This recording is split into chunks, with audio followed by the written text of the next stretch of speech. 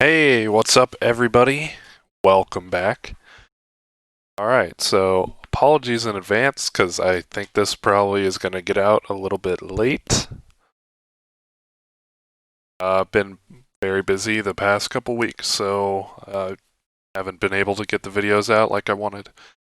Okay, so we're going to dive in today, continue the FlaSh random in ASL Season 10 series here on the channel. Today we're going to be watching FlaSh do something that he hasn't often done. Yes, play random. That's not what I mean. We'll be watching FlaSh play in the consolation match for third place. FlaSh has been dominating the ASL scene, BroodWar scene in Korea for a long time as Terran, and he has now taken up the mantle of random to give himself a new challenge. Because apparently things were just too easy for him. So I have made a video discussing FlaSh switching to random. The first video in this series, I will link it in the description below if you want to go check it out before watching this. In fact, if this is your first time seeing this series, I would just recommend, if you want to watch it out in its entirety, do so. All the videos should be in the same playlist on my channel. Okay, so having covered that, the TLDR for FlaSh playing random is too easy for him. Switch to random, computer chooses his race at the beginning of every match. It's very difficult for his opponent because they don't know what race they're playing against, and it's very difficult for him because he's a Terran player. So when he gets Zerg or Protoss, he's obviously at a disadvantage because he doesn't play those races. Now today, he'll be playing a best of 5 for third place against Larva, who knocked out in the other semifinal by the reigning ASL champion and now ASL Season 10 finalist, fellow Zerg Queen. Now, I didn't broadcast their matchup. Queen beat Larva quite handily, actually. Beat him 4-1. One game that Larva took off of Queen, he kind of just sat back in his base and turtled up and basically forced Queen to make a mistake. Queen tried to Zergling rush Larva, who had a sunken colony. He defended well and basically stopped the rush, and from there on, Larva was just ahead. And he saw his advantage carried out for the rest of the game until he eventually won. And then the next maps he just lost in quite resounding fashion. Queen, quite frankly, is a monster at ZVZ. He might be the best ZVZ in the world currently. And he'll be playing Soma, who is also Zerg, finals, and that will be on November 15th. And I will be bringing that match to you. Let's see, a Sunday. It should be out within a couple days after it happens. So, if you want to check out that final video, stay tuned to the channel, turn on the notifications. It'll come out next week, and you can watch that. So, let's get into this matchup here tonight. FlaSh is weakest against Zerg, but the kind of funny thing is Larva, though he's a great Zerg in his own right, he is FlaSh's punching bag. And it kind of pains me to say that because Larva is a very likable dude. He's very charismatic. He's a great player. But every time he faces off against FlaSh, he gets destroyed. And FlaSh has knocked him out of a number of competitions, actually, previously. They've met each other a lot in the Star Leagues in Korea, so kind of apropos that they meet here again for third place. Now, I would expect FlaSh to win this. It's a best of 5, so you never know. If FlaSh, as we discussed, if FlaSh gets Terran, he's pretty much expected to win against anybody. If he pulls Zerg, there's a chance he can beat Larva. As I discussed in my previous video, Larva is a very strategic ZVZ player. He has certain ideas that he does, and he goes into a match wanting to execute a certain thing. Sometimes that can be exploited with the right counter build, so FlaSh could win a ZVZ. PVZ, Larva is actually quite good. I would like to see them play a PVZ because I think that would be the closest matchup. Right, well, without further ado, let's go ahead and just get into the games.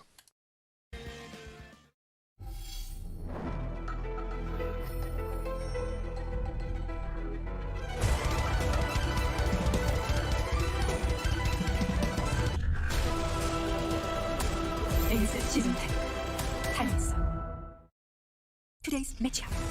FlaSh 이영호, 랜덤 라바 이몽규, 정 ASL Season 10 3, 4위전.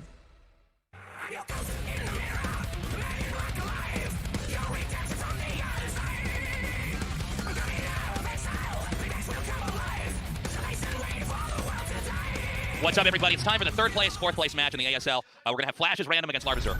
Yeah, it's actually pretty hype. This is going to be the last time until next ASL season that we see FlaSh playing the most important, hardest tournament in the world with random. This is the most excited I've ever been for a third place, fourth place match. And I'm really curious to see how Larva's going to do. I think FlaSh is still the clear favorite here. It's going to all come down to how Larva opens against random.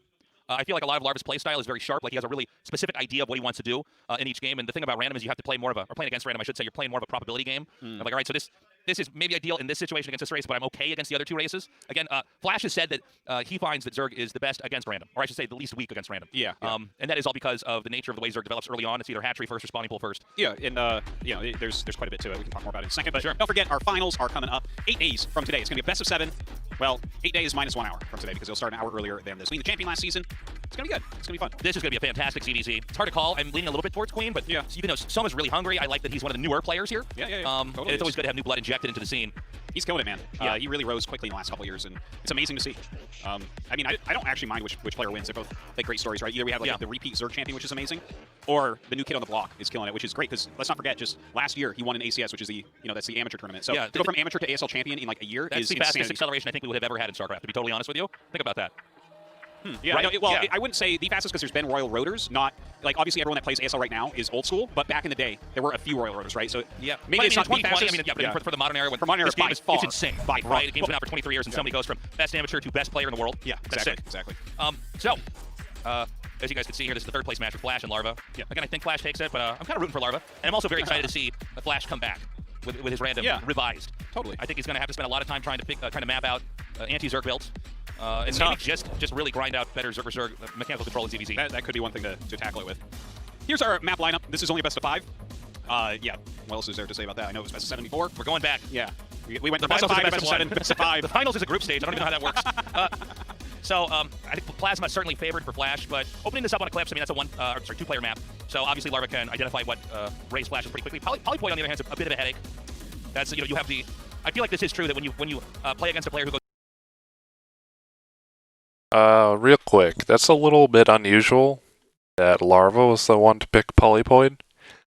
Because generally, it's a huge map, and it's a 4-player map. So if you're playing against random, there's a 1 in 3 chance that you scout them first. And scouting a random is extremely important, so you know what race they are, so you know how to open your game. So for him to pick Polypoid, which is a large 4-player map, doesn't make a lot of sense to me. See, FlaSh picked Plasma again. That's very interesting. We'll know from the previous video that he played Plasma against Soma in ZVZ and actually won. Key for him was simply getting mutas first. So that's basically how you win that map as in a ZVZ, is you just be the first to get mutas, because Zerglings, due to the walls on the map, are a non-factor in the early game. So I think FlaSh picked that on purpose, hoping that he gets Zerg, it's on that map, which gives him the best chance to win the ZVZ against Larva. Point on the other hand, is a bit of a headache. That's, you have the. I feel like this is true that when you play against a player who goes random, you'll always got them last on polypoint. That's been my experience. Oh, for sure. Yeah. I've been talking about that for years. Yeah. That's just someone's random. You're destined to scout them so late that anything you wanted to counter, you can't counter anymore. You scouted them last. They're Zerg, and somehow you didn't see a single Overlord the whole time. You're like, I don't. Oh yeah, no, they send them in funny ways. We saw that from FlaSh already, in fact. Let's keep in mind, FlaSh, if he rolls a Terran, basically 99% chance he wins. Yeah. And there's a chance that he just gets Terran 3 times and wins 3 times with that. So. Oh, that would be. Well, honestly, I've gotten so few high-quality Terran games this season. I deserve that as a person. I'm sorry, Larva, but I deserve to see you get 3-0'd by Terran. If I make Creep as well or Tastosis, these games have helped my Protoss none at all. None at all. I have just been. That's true. The Protoss have been brutalized as well. Yeah, they just get bopped, or the games are too bizarre to even really, at least for my level, take a whole lot from. The winningest Protoss this season is actually FlaSh. Yeah, yeah, actually that's true. Oh man. Okay, Eclipse for game 1. Again, the winner of this is the 3rd place player in the ASL. Let's go. ASL 시즌 10 게임 준비 완료.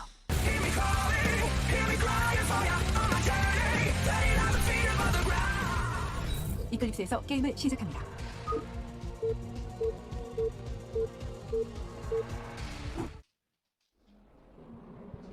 Wait. Slash. Wait. Oh man. For Larva's map choice, just watch his face when he sees. Yeah. And he's Terran. I was going to say, I think if FlaSh had rolled Protoss or rolled Zerg, That's unfortunate. I think it's actually maybe 50-50 for who can actually take it. But with again, remember guys, when you're going up against the random player, you are at a decision. I was hoping to see PVZ on this, to be honest. I was hoping FlaSh was Protoss. I mean, this is true for all RTS games. The first few minutes Gonna be a of the big game uphill are climb for Larva. Insanely important. Is that shoots the game in a direction where it'll be played throughout. Here, or do you fast expand? Do you four pool? What do you do? Yeah. And this is FlaSh's main race, of course. So, indeed. Yeah. So this is going to be tough. Again, guys, the finals not far away. Very excited about that as well. The ZVZ. I think it's going to be one of the best ZVZ matches of all time, if not the best. I'm excited for it. Like a best of 7. They're basically the best 2 at micro. For Zerg. Right. So. And then I'm curious who's going to be bluffing and Yeah. Well, there's just so much that can happen. Now, by the way, there's a drone actually looping around here through the bottom. Yeah, he's checking some proxy locations, and he might actually sneak expand, is what it looks like. I think he is. That would be really funny, wouldn't it? Now, this is what I was not this exactly, but an idea like this is something I was very interested in seeing what Larva was going to do, because Larva. Generally speaking, has a very specific thing he's trying to do in a lot of his tournament games. It's why he's one of the players that's so fun to play, or to watch, excuse me. And, well, in this game, this is really him doing a very unusual, weird risk. Well, let me please take a stab at this, because it kind of makes sense, right? We know that FlaSh is trying to scout basically as late as... Okay, watch his face. Watch his face. He's about to see it. Yeah, he's laughing. Larva's not pleased with that.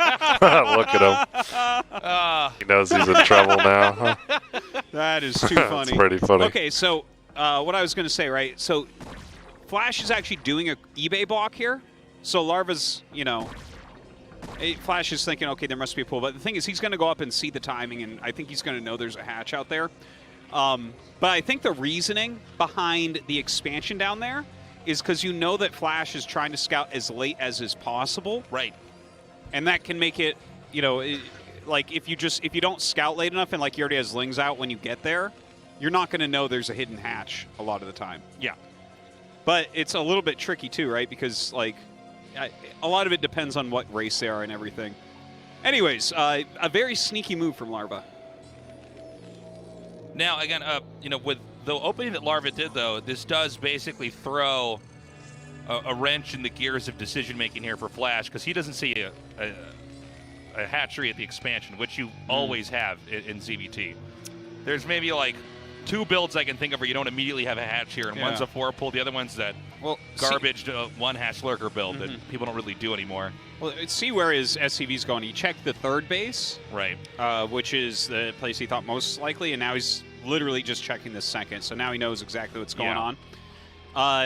The thing is, FlaSh's build, it can't do much about this right now. It can't do anything. You have no move out, because he's actually going for a +1 opener, which is this is becoming popular on any map where you can wall to just go for like +1 even against 2 hatch. I've seen several Terrans doing it now after FlaSh did it. But you look at this situation, right? He's got like 4 Marines right now. He can't do anything against this. Yeah. So, and I mean, Larva knows how to place his Sunkens at the little pocket expand on the bottom right. So that's not a place you can really break with Marine Medic. Like going uphill against Muta Sunken. Interesting that he took that base down low. It might be the #1 way. Yeah. To just give your opponent the game gift wrapped. And then so it's like okay, Larva. are you gonna try to bust the front FlaSh with this? It's I like Larva's strat here actually of going a little bit macro, droning up heavily. It's actually I feel like this is all right for Larva is what I'm trying to say. Yeah, it's not bad at all. I mean, yeah. The nature of the way that FlaSh is playing, he sealed himself inside of his base, and his moment to strike is minutes from now. So let's see what Larva can do. and the truth is, yeah, I mean, I think he's actually going to move out in a second. Oh, like just very you little? see the medic pop out right here? He's just going to go. Okay, all right, never mind. Well, what he's going to do here, he wants to basically force Sunkens at both locations. This is very smart. Yeah. The truth is that there's not like a bunch of speedlings on the map. Now, a dozen speedlings beats this. Oh, yeah. It wrecks it, and then FlaSh is super behind. But those are probably 6 lings he's making. And he has the sunk making. So look at this. Notice how FlaSh just turns around because he knows what Larva has to do, but he doesn't want to get caught. And look, now he forced a sunk in there and 6 more lings. Right. So that is 4 drones less. Yeah, for that's Larva because of that big move out. And this is one of these moves that I think lower That's players actually brilliant. don't tend to appreciate. Simply by moving out with his forces, he forced Larva to do something because he knows that he has to, right? Larva has to defend that, so he has to use sunken colonies. So simply by threatening that, and then he moves back. It's just, FlaSh is so brilliant. He knows all the nuances of this game perfectly. Because it just looks like they move out and then go back. It seems indecisive, but they know that it's so incredibly at the highest important. level, you're forcing units that aren't really necessary. Those lings are now basically useless as Terran then goes back home, sealing himself off inside of his base. Yeah. And look, he just scanned there too, and he sees the sunken. He's like, "Yep, yep, good. got him, got him." Okay, so Larva coming across. That's true. That's funny. He scanned it just to make sure he screwed him over. Out in the front. Well-placed turrets right there. Okay, now the Lings are going to come in here for a counter. This is actually a great move here by Larva. The Marines, it's going to be hard to get them through the depots here. The depot acts as a funnel. He can then come through here, pounce on top of the turret. And I really like this play here from Larva. Yeah, this was good. I like this a lot as well. And look, he's getting some good harassment done. I think that was really reasonable how he used those Zerglings there. He's killed several Marines. He got rid of the turret. He's just kind of keeping that pressure on. Now, FlaSh already has +1 attack, so that's pretty insane. Yeah, you got to be careful when you dive with the Mutas against +1, because they die much more quickly. Well, they can also bust Sunkens more quickly and all that. Larva has to be careful here just to make sure he's making enough Sunkens. Okay, he's coming in here now. This is going to force the Marines back. He is being so aggressive here. Yeah, but I like his movement patterns here. He's really doing enough damage and then retreating. Oh, he lost another Muta there. And he's just flying over turrets as well. He's doing this with like the bare minimum number of Mutas. Yeah. We would normally have like 8 Mutas trying to do this. Right now it's 3. And of course more are hatching. Ah. Okay, I don't like what Larva's doing here, to be honest, if I can do that right now, because overall the strategy he's using is very good. Like, to have this sneak expansion, have enough Sunkens, be harassing with Mutas, keeping your opponent back, and then going carapace into Ultras very quickly. Overall, it's a very good strategy and something that Larva's very good at. But this was like a +1 rush from FlaSh, so there's no way you're getting ahead on carapace. Yeah. So no, that's the big playing problem. from a disadvantage. But I guess if the game goes on longer, he's eventually gonna have +2, right? So you gotta you gotta just kind of play with the hand that you were dealt, I guess, in that situation. Now there's more Sunken colonies coming here. I think that there's a chance FlaSh might go for a bust here. Larva is racing towards the hive. His mutas are close enough that a bust would really be bad for FlaSh. Yeah. If he tries to bust and you bring your mutas in to help with that, you're just not getting that much done. Wow, he's really picking off a lot of these mutas. Yeah, great play here. And this was excellently done here by Larva. Now, that being said, very mutas were good not control. harassing. And this can kind of look funny if you're not that familiar with the matchup, as you just see Terran lose stuff in the middle of the map. But in fact, it's actually quite strong, because you really just want to keep the Mutalisks off of your back and doing more and more damage. Yep, this is a good that's catch correct. too here. Getting these two medics would be huge. That's huge. That's huge. A little bit sloppy from FlaSh. Spending too much time playing Protoss and Zerg, man. That's FlaSh does look a little bit. I want to point out, FlaSh has gone maybe not warmed up right now. And Made a Larva couple of micro mistakes so far. So we might actually end up seeing lurkers out of him. That could be a slight fake as well. We're not really sure yet. Right. Ooh, I don't know about coming in. I think he'll be okay, but he might get trapped here with the mutas. But just the fact that pretty big commitment to come in here. Made a couple of siege tanks. You can't go siege tanks and siege mode and vessels and irradiate and a couple of E-bays upgrading all at once. Like, you don't really have the money for all that. Yeah. So, oh my god, okay, he's so lost so many He mutas. lost every muta but one here. Ugh. Okay, yeah, I like the Greater Spire. That's a pretty big loss, considering he was going to morph this into, yeah, Defiler Mound with Greater Spire. That seems like it doesn't complement each other. Yeah, well, I think maybe he wants to use Guardians to clear the siege tanks. Okay. Maybe he feels like his Defilers aren't going to be quick enough. It's like the only thing I'm really coming up with. And he's skipping Ultras. He's actually, I think he's identified correctly that Ultralisks are not the play here. No, I think he just wouldn't have enough. He's had to spend a lot of gas on Mutalisks here.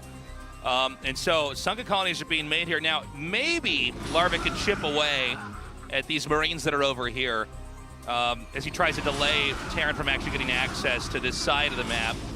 He's going to push the bottom right, correct? Yeah. Yeah, okay. Oh, that's a big mistake! That is a huge mistake. And losing one siege tank here is ginormous. And he's down. Oh my god, he might even lose a second here if he's not careful. Okay, it's one tank here. That's going to take way too long. Keep in mind that tanks, they'll do damage with splash, but occasionally he loses those tanks. His push is basically stopped temporarily, at least. Larva's playing an excellent game here. We don't Larva's see doing really well. Oh, we don't see Guardians yet. I don't know about this Guardian. Yeah. Well, you know what can be a really nice move in situations like this as well? You're already stretched thin trying to get Irradiate and Vessels out, so you can do something like go Defiler Lurker and make like two. He goes Guardian to harass the natural or whatever. I mean, look at all the tech he's getting. Defiler Mound, Hydralisk Den, Greater Spire, Evo Chamber, Hive. You figure Ultralisk Cavern's probably on the way. He's not going to have a big army if he goes and uses his Mutalisk to morph into Guardians and harass FlaSh's natural. So that's good. I don't know. I don't know about this move here. Natural. And then what is that one starport going to do? Yeah. First off, you want to irradiate the Guardians because your Marines can't hit them. So are you going to now make a Wraith? Is that the plan? It kind of like over-stresses what you're trying to do. And I think that's where he's going to go with this. This is going to... It's a little bit obvious that you want to go Guardians when these are not just flying in there. Here we go. Yep. This is a really nice move. Now, again, there's no way for infantry to get underneath that. Yeah. So... This is annoying. Keep in mind the main base for Terran is about to mine out. And so we do have two starports out here, one without an add-on, so definitely Wraiths are being made. He realizes what's going on. But Scourge are going to come in here. Oh, it's a good move. Yeah. If he can even kill the first two Wraiths, how big is that? That would be insane. You're going to deny a lot of mining at the natural. This is like advanced Ogre Zerg gamer moves here right now. Yeah, look at that. He made a single Devourer as well. So two of the Irradiates coming out. That's two less Irradiates for, like, for instance, Defilers coming across the map now. Now, the dilemma right now for the Terran is that until these Guardians are killed, and keep in mind, Guardians are kind of like siege tanks, where if they get far away enough, the Marines just can't hit them, like over here. Okay. I mean, this is going to work fine. He's a Devourer! Well, Till the second Wraith shows up. It didn't attack. Make it fire! unit is so bad sometimes. It's pretty bad. It's easy to forget that it's actually one of those super buggy units because you don't see it that often. I'm surprised that didn't shoot. That was weird. It's like it had the hiccups. Yeah. So worthless. Look at it just sitting there. It's so ugly too. Yeah. It's just like the ugliest unit. It's like the Mutalisk is 25-year-old Tasteless, and this Devourer is Tasteless now with the beard. The Devourer's got a big beard over there. Yeah, it does. It's like it's like hair and a beard on a Mutalisk. Well, the Mutalisk is always a funny. When you actually just take a step back and look at it, it's a shrimp with bat wings. That's actually what it is. It is a shrimp with bat wings. That is accurate. Okay, so the Guardian funny. trick failed. Basically, it didn't do what it needed to do. Now, that was a decent amount of gas and time spent into that. Yeah, you're right. It didn't do as much as what he was hoping for, but it's an all right move, really. It makes sense in a lot of ways, too. Now, this is, I think, a pretty smart play here by Larva, the idea of just taking this other lower natural and just putting Sunks up there, because then you're going to be on 4 bases. Yeah. As soon as you get 4 gas against SK Terran, it becomes very difficult for SK Terran to deal with that. Would you agree with this statement that this map seems to be very good for Zerg in late game? It seems like whether you're Protoss or Terran, there's just a lot of bases they can take that you can't do a whole lot about. Yeah, well, it comes down to if they actually get the 4th gas in these situations, then yeah, because those bases are so hard to actually break. You can't brute force them. You have to basically starve Zerg out. So once they get the 4th gas, it's very hard. Before that, I think it's pretty fine though. The thing is, that's most maps, just generally when you're playing Bio. Sure, yeah. So FlaSh has his 3rd base up, which means he's gotten past this 2-base play, which a lot of times Terrans will win the game just on 2 bases alone, but getting the 3rd up means there's going to be a lot more time for Terran to try to take this. Keep in mind, Terran need the least bases in the game. As long as they can just get up to about 3, in many matchups, you're going to be in the realm of doing this, you know? Okay, so this location is cleared out very easily. We're going to see if he can get a drone snuck over there. Yeah, he's so clever, though, FlaSh, right? Like, he moved a couple Marines up there to try to catch the drone that he knows must come. Right. Ooh, nice move there. He actually blocks the medics out for the most part. Really solid move. Runs out, though. Oh, this is funny. Yeah, ooh, this is not good for Larva. Great plague there. Look at how many vessels he has, though. 1, 2, 3, 7 vessels or something. I love what we just saw there from Larva. Good plague, but can he realistically fight against that many vessels? Didn't attack again. He's pulling it it's back. Just got the hiccups. It's a very slow attack, so if you give it a move command in there, you know. Oh my God. Jeez. It needs more armor. That's what my takeaway is from that moment there. I was like, is it going to fly all the way through there and not die? I believe it has base 2 armor. Isn't that it's enough lot for anything? Yeah, it would seem like it. It needs the same amount of armor as the eggs get, okay? That's what they need, Can man. you imagine that? Yeah. One Devourer flies across and kills all 12 of your Corsairs. Yeah. That Devourer, by the way, you know, there's like, we could say there's an MVP for certain units in the game. But there's the opposite of that in this game. This was like the biggest slacker unit in this game. Yeah, the most strikeouts of any Zerg unit in this game. Yeah, literally the most worthless unit in this game 1. Now, FlaSh is up to 2-2, which means Lings are no longer as much of a threat. You know, but Ultralisks are in play now. Now, Zerg is going to get a 4th, but the 4th was very delayed. Larva would have had the 4th base minutes ago, but instead he had to take his 3rd, his would-be 3rd. Now, Larva, the way he's running around with these Lings, this is very important stuff that he's doing. He's just trying to keep him busy, sees where those hurt vessels are and that they're being repaired, which is kind of important as well. But he needs to keep FlaSh busy for a little bit, because FlaSh is still stronger than Larva right now, but Larva's getting the right pieces. He needs to secure that next base, and he needs to kill some of these vessels. Yeah, absolutely needs to kill some vessels. Now, if he can get 1 or 2 Mutalisks out, he's on the right path, but just look at this. Look at the supply differential. And when he has that many vessels, you're never getting anything out. He's going to kill all your Defilers, he's going to kill all your Lurkers, he's going to weaken any Ultras you have. You can't be down 90 at this point in the game. That's there's no coming back from that, honestly. you know, he's going to end up killing so many of them here. Well, Plagued and Marine's going to run up there. I think actually the 4th base gets denied yet again. Yeah, and this is really all FlaSh has to do. If you can, just all he's got to do is deny bases, and he'll just win. And keep your 3 bases mining and deny their 4th, that will win you the game. Yeah. You're basically zoning the Zerg out of any healthy tech in the late game. And he just hasn't lost vessels. He's got like 12 vessels right now. Yeah, they've been plagued a couple times, but he just sends them back, repairs them. Yeah. So as long as he just continually is irradiating, it's like Larva has plagued them a lot, but he hasn't been able to actually finish them. He hasn't gotten the kills with them. And the thing is, you can see he was getting... GG. Yeah. He was getting into his ultras and everything. Like, that was a little bit optimistic because you need the 4th gas to... That was a little anticlimactic. It seemed like Larva kind of got steamrolled there after he made that Guardian decision. It just seemed like he didn't have control of the map, and he didn't have an army or anything. Actually support the Ultralisks. Well played by FlaSh. I think that Larva brought actually a very interesting... Yeah, it was well played by FlaSh. I thought that was a great TVZ here. I mean, it goes to show you why Larva is actually fighting for 3rd place in ASL right now. But look, that's FlaSh's main race. FlaSh is the most accomplished player of any game ever. And he won with his main race, so we kind of expect in a best of 5 for FlaSh to get Terran once or twice and probably win. We still got to see what happens in a ZDZ or a ZDP. Now, the next map is Plasma, our exceptionally weird map. Yeah. I guess we'll talk about it a little bit more when we actually get into the game, but we're going to have a short break here. Again, this is a best of 5, a fight for 3rd place in ASL. Right now, FlaSh, rolling Terran in game 1, wins and has a 1-0 lead. Yep, strong showing there. Yep. Just have to see what he rolls in these next few maps. Well, I think it's Terran 3 times in a row.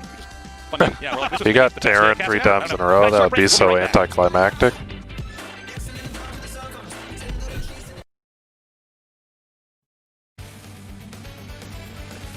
What's up, everybody? We're back here in the ASL, and we're going to be going into game 2. FlaSh did win game 1, spawning Terran. Yeah. He's expected to win when he does that. Yeah, of course. Although he did lose a game to Soma, so it's kind of cool. All right, Plasma. I mean, if he gets Zerg, I know he's going to win because we already saw that. But this is our semi-island map. So, again, with Zerg, of course, you can scout with Overlords, right? So you're not completely and totally in the dark. But I think randoming into Zerg here is very powerful. It's okay, so if you saw the games that we had with yes, I agree. FlaSh got Zerg on this map, it does seem like if you don't get your layer out fast enough, one player is just... It was one of the most straightforward strategic games I've ever seen. Of course, Soma doesn't know what race FlaSh is, but if it's ZVZ, and there are eggs on this map, but you can't kill them realistically in this matchup, so it's like a pure island map. It's like Dire Straits or something, if you had more expansions in your starting island. So he just got mutas and won the game. Now, I'm sure that Larva saw that game and took note of that. Oh, yes. I mean, you don't have to be a well, honestly, strategic juggernaut to understand the ideas behind that. I think something like a 12 pool gas directly into layer is probably good against not just Zerg on this map, but it's good against Terran as well. I think if you end up in a situation like that, maybe going to quick lurker drop once you've spotted him. Okay. You know what I'm saying? Sure. All right, let's see it, Plasma Man. What race do you think for FlaSh? I want to see a ZDZ. I mean, that's what I'm really? for, yeah. Okay. But I actually want to see his Protoss here. Yeah, I really like to see if he's Terran, I want my money back. Okay. All right, guys, game 2. Let's go. ASL 시즌 Yeah, I agree. I think I want to see a Protoss here, if possible. I just want to see one Protoss. I don't want him to get Terran again. I think that'll be too easy for him. Be Zerg. Zerg! Not Terran. I did it. You did it. I did that. You forced him into being Zerg. did that. It's so sick. I'm looking at my hands with wonder right now. I didn't ask for these powers. Jeez. Oh my God, I'm a superhero. Yeah. I'm like, So- I feel like Bruce Willis and Unbreakable right now. Larva's Overlord's going in the wrong direction. Just something to throw out there. Okay. So we know that FlaSh is going to go directly into mutas. Yeah. What do you think Larva does here? I mean, he will, well, one of two things. He'll either go directly into mutas or get a hatchery first and then lose the game. Yeah. Yeah. Yeah. I actually think this might be If you go hatch first here, do you think it's possible to just go into Spore Muta? Maybe. Yeah, I'm not sure. I don't know. The Soma game really, I looked at that and I thought, gosh, that seems to be way good. The problem is that there's, again, the reason why it's so straightforward, guys, is that you can't attack them with lings. Like, it would take way too long for lings to kill all the eggs and then give them access to your side of the map. So it's kind of like, it's a pure island map, like the old maps of the past. Well, that's, Overpool into gas. So yeah, that's probably what he did last time. I don't actually recall, but I mean, we saw the same thing in ZVZ on that weird island map from last season, which I don't know why I keep forgetting the map name. That weird spoke map made by Freakling, you know? Yeah, where we saw Storm Egg. Yeah, Storm Egg. His great play. Too bad Storm Egg didn't make it in this season, man. No. He would have dominated on Plasma. He was made to storm those eggs, Tastosis. Dude, it's his thing. Yeah. It's like what he's known for. Watch out. Eggs tremble. That's The grocery store banned him. Omelets are made, my friend. Yeah. Now he's going to whip this Overlord back here. He doesn't want to. The Overlord has better vision range than the hatchery, so you can see that. Now, unless there's something I don't see here, I think FlaSh is just on the path to victory here. Yeah, no, it's true. It's like this is just better than what Larva's doing. Yeah. We'll see if Larva has a counter because he knows what FlaSh will do with Zerg here. I mean, to me, it basically looks like the Soma game, except Larva is Soma this time around.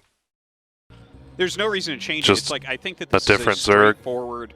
As but far it's the as same you can tell, build on order, maps I'm where you pretty don't sure. have to make lings, such as the map from last season and this map. Yeah. Every time someone's going for the quickest spire, the quicker spire wins. And it's not even close. Because look, it's like you're getting the spire out so quickly, but you don't have to make a sunk. You don't have to make. You don't even have to make 2 lings. Not even 2. Nothing. Just so drones. He sees it, Zerg. He's shaking his head again. Well, I think he knows he's behind here. I want to see him make. Yeah, he's got to know that he's in trouble. Get in here and see that going to be finishing up. Feel bad for Larva, mutas are going to honestly. fly over. What are you going to do? Just lose all your drones? Yep, that's a the plan. sick move. Yeah. Now, I feel like he didn't plan for this matchup on this again, I think map. some of this is just hedging bets, right? Like, what are your odds? What is I think his build was more like general middle of the road, it seems like this is weaker. I mean, which is weak against Zerg. Spawns, random Zerg, you are to be actually specific. so close to each other by air. Yeah, that's one of the funny things about this map. They never make maps where you can spawn this close. If this didn't have eggs, it'd be like Lost Temple in the top right, where you're both just too close, where it's like you could have siege tanks. It's a little bit further than that, but yeah, I get your. Yeah, siege tanks in your main hitting their ramp. I'm like, Yeah. wow. Yeah. All right. Good times. Yeah, that was StarCraft at its best. Okay, so the Spire starts here. Oh, that Spire spot too. Look at that drone. Hideous. That is just. Well, I guess that's the thing is that'll probably be optimal because of spores. Yeah, probably. Like if you get to make 1 less spore, that's probably a good thing. Yeah, see, there's his evolution chamber. So maybe he's like kind of all right. But it would seem like if you're the guy that gets the mutas out first, you don't have to get spores, so therefore you don't lose any drones, so you're still ahead, right? Totally. Yeah. And because you have map control, you can take a 3rd gas. Yeah, it just seems like... No, it seems like it's completely solved. Yeah. That's what it really does seem like. My... Oh, is he going to sunk in him? Oh my god. Oh, jeez. Oh, jeez. Oh, he can't defend it either. He just put a... Look at this gamer going. Just morphed it into a spore. Yeah. Now this is actually kind of cool. Yeah, it is. I like this a lot. Because he can put it... The funny thing is the spore He's not going to actually be able to expands stop the it creep, now. So it allows the sucks to be made over there. Oh, that's even funnier, isn't it? Yeah, he's like, I'll put this right on the edge. Oh my god. He has no links so he's either, gonna right? Make a sunk immediately. Yeah. In fact, I feel like, 2. Not going to be able to do anything. And he has mutas already over here. Now the mutas are out here. Oh, this is so funny. Oh, man. Oh my god. Now he can Poor just try to Larva. chip away at the sunken colony.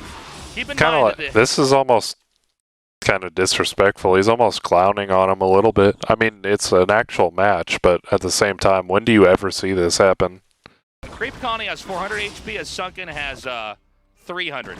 So like right when it finishes, it actually loses 100 HP. That's why occasionally you'll have like one probe hitting a sunken colony, and it just dies. I love the strategy, by the way. Yeah. Yeah, it seems like he's got it, man. And I guess, this would happen because you would never think to make lings on a map where you can't be aggressive with lings. He's killed the spores, and killing this hatchery is GG. That's exactly correct. Look at this, he's hitting the eggs. Oh, man. Oh, poor dude. Yeah, because this map is an island map, you actually don't make Zerglings because you can't use them. So, just taking advantage of that fact, you can sunken rush your opponent because he's not going to have any Zerglings to defend it, right? Poor Larva. Look at him, man. He's killing this hatchery is GG, by the way. Lings. Get him down here. Killed the spores, and killing this hatchery is GG, by the way. Look at this, he's hitting the eggs. Oh, man. I'm sure what's going through his head is like, feels unlucky because of his build order. He wasn't probably planning to play Zerg.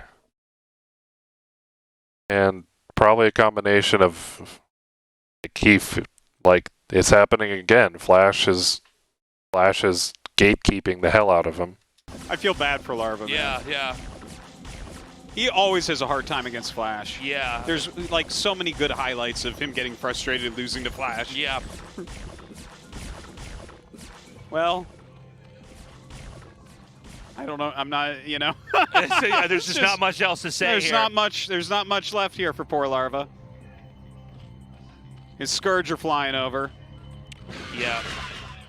It's actually fine for your Scourge to hit his Scourge if you're FlaSh right now. Now he's going to fly back over here. Pretty sure the blue mutas win here.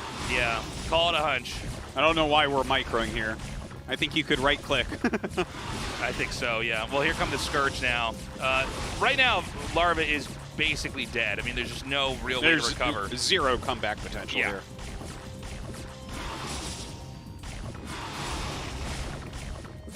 Still one sunken colony here. Great strategy by FlaSh, though. I like this addition to this. Yeah. You can see he really does have a lot of things figured out. And I guess Larva's going to try to stay in this game. But I think mathematically, it's impossible to actually win from here. Yeah, his economy is so much lower. Yeah. He's got spores. That's the only positive. Yeah, he's defending a location that is actually useless now. That he'll never reclaim. He'll have to make Lings to try to done. Okay, he finally kills a sunk. He's going to try to re-expand, it looks like. Yeah. Now, again, in theory, Larva should have far superior control to FlaSh, but FlaSh just keeps getting the lead early on. Just numerically, it's so impossible. Like, okay, in theory, if you're going to come back here, you need FlaSh to mess up somehow. Maybe I don't think he can come back. I think this was over a while ago. So I think they're going to fight mutas, and FlaSh is just going to have more, and that's going to be it. Stopped mining gas from his natural for a little bit here. Maybe he's just trying to bank up, get extra drones so he can expand more. Checking out the map. I mean, that being said, FlaSh has left a window open to Larva to come back into it, albeit a slim window. Or trying to get his mutas somewhere clever. Kind of feel like it's almost a little. We've seen FlaSh's muta control, and it's not bad, but it's not up to par. A little not decisive, a little not cold-blooded and killer instinct from FlaSh to just finish him. With like Larva or Queen or Soma, right? But I think he's just going to ride his advantage that he knows he has. FlaSh has a way higher muta count. He does have a higher muta count. When you get behind in mutalist count early on, there's very few things you can do to come back, especially on this map. Yeah. If anything. Yeah. Even. So the hatchery has been reclaimed. I actually thought we would already be into Game 3 by now, but I like... No one would blame him for leaving the game if he did, right? No, yeah, exactly. Now, this is a smart move here by Larva. He's going to send a drone all the way to the bottom. I'm sorry, that's... no, that's Larva, yeah. He's going to send a drone to the bottom. He could take the bottom base, and there's no way that FlaSh can fight it without Larva counterattacking and doing a lot of damage. Yeah, that's a good idea. I totally see what you're saying, yeah. But FlaSh is already taking one of these bottom bases. Well, they're both going to take bottom bases. What now? The Ragnasaur's in his way! That's hilarious. So much time. Yeah, this third base is really important. Oh, man. Well, this is how you can tell it's an older map, right? Like, the new map's like Polypoid. Yeah, like that dumb little bear thing that I kill 4 of every game, like dies in one hit to everything. They intentionally give it 1 HP just so that you don't have a situation where there's a critter that's actually blocking. That's so funny. Like, that's just like nothing can go right for Larva. Free armor too. Does Larva deserve to have that hatchery like 7 seconds later, plus also have to use a bunch of APM there? You got a plan for everything, Artosis. Yeah. I like the randomness. That's really cool. ridiculous. Okay. More and more Mutalisks are being amassed here. And, Larva's supply isn't as bad as I thought it would be. no, but I think FlaSh is still ahead. Now, I don't see an armor upgrade or an attack upgrade here yet for FlaSh. Does Larva have one yet? We haven't clicked on it, so not sure. But that could be something that could help him win the game, right? That could make a big difference. Okay, +1 armor is done for FlaSh. Okay. Now, one of those hit. armor is so much better than attack in Muta versus Muta because the Mutas have glaives, so those attacks bounce and hit multiple targets, and so having armor is insanely strong against that. Although we have had games where players will upgrade attack, very sharp timings with that because it's a little bit cheaper to get attack than armor. Yeah. Right, FlaSh still roaming about with his mutas. Seems like he is thinking about going down to try to hit a hatchery, but like you said, a counterattack could be deadly. He would lose all his drones very quickly. Yeah. Larva has added more spores, which I think is quite important. Now, I do want to point out, ZVZs rarely go this long. Oh my god, FlaSh made a bunch of lings thinking Larva took that bottom left main, but Larva took one of them in the center, so these lings are a waste. Oh, they don't do wow. anything. That's cool. That's I mean, pretty he can big. spread them for vision and stuff, but Well, it's really not that useful. Hold on. We're about to have a base trade here. Oh, he's going to pull away. Oh god, FlaSh turning around. Now, hold on. Is there armor for Larva? I wish we could see that. Yeah, we're not Because gonna otherwise these mutas are going to get stuck up here. Just now finishes. No, wait. That's FlaSh's mutas. Yeah. Now he's going to spread them out. Dude, he's killing a lot. Keep in mind that... Uh-oh. Oh, boy. Well, that's not good. I mean, that was like a These short mutas window. basically can't get back home. Get back into the game, was- and then just all his was mutas painful. died. Did FlaSh leave like one muta down at Larva's base? I think he did. What Oh, is it's the a drone surge. count now here for FlaSh? Not sure, but I know his muta count is like so high compared to Larva. Oh, man, he has so much. I like the idea of what Larva was trying to do. Yeah, it made Maybe sense. he can get some more drones up here. Yeah, he's going to Basically, lose a hatch, He's but massacring a ton of workers here. And as long as he can get out without being moving shot, and I think he does in this God. case. Again, FlaSh got Burrow tasteless. We have new tech for got ZVZ. Burrow. 22 years later. That's FlaSh quite Burrow smart, is actually. easy in an island map game. Pretty much It's assures funny, that 'cause Larva makes has perfect nothing to sense. do. Mutas actually can't kill you in counterattacks. Yeah. That's so sick. I actually am getting wiggly.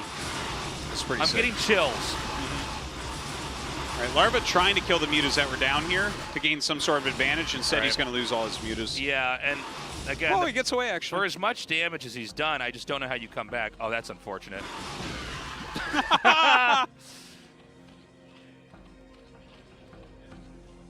I can't believe we're seeing Burrow. Oh, I can't. Like, I FlaSh has been playing Zerg 1/3 of the time for months. yeah, of course. It makes sense he would invent something Is that new the for first the time we've ever ZVZ. had Burrow and ZVZ in a pro game? I Well, think it is. I'm not 100% sure. You forget this game from 2002. Do you even like StarCraft? Yeah. Oh man, no, I really wish Larva could come back, and for all the really smart strategies and plays he's had here, FlaSh is just eons ahead. He really is. I mean, for the amount of Mutalisks he has here.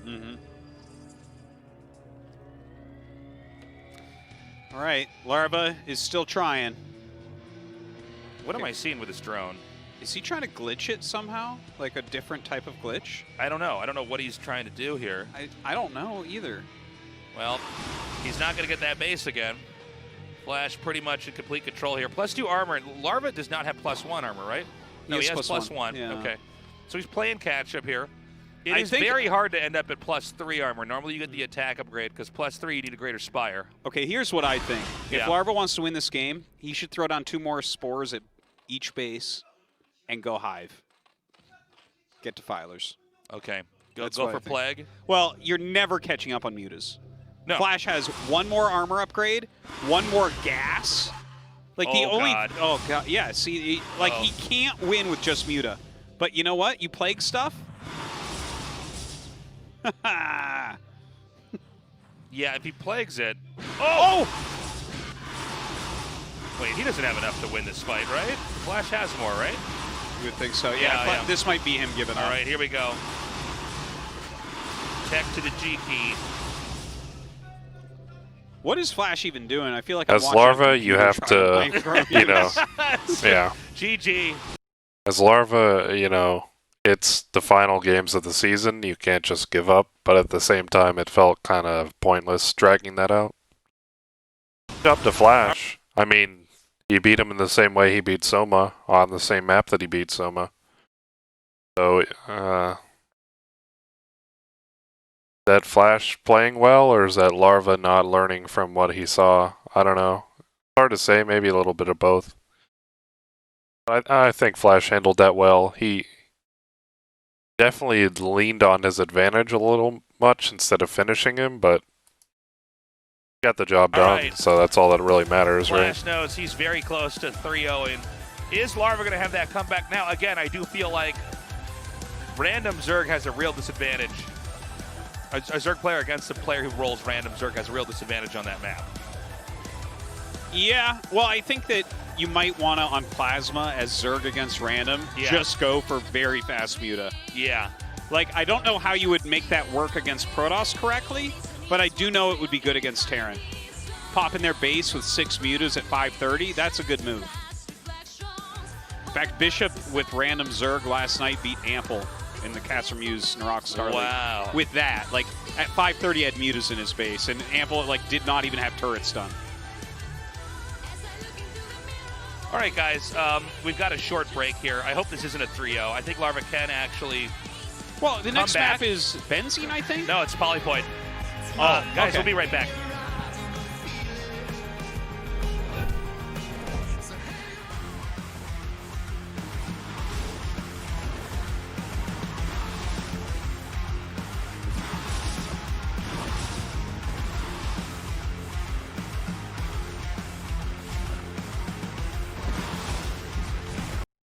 Never mind that.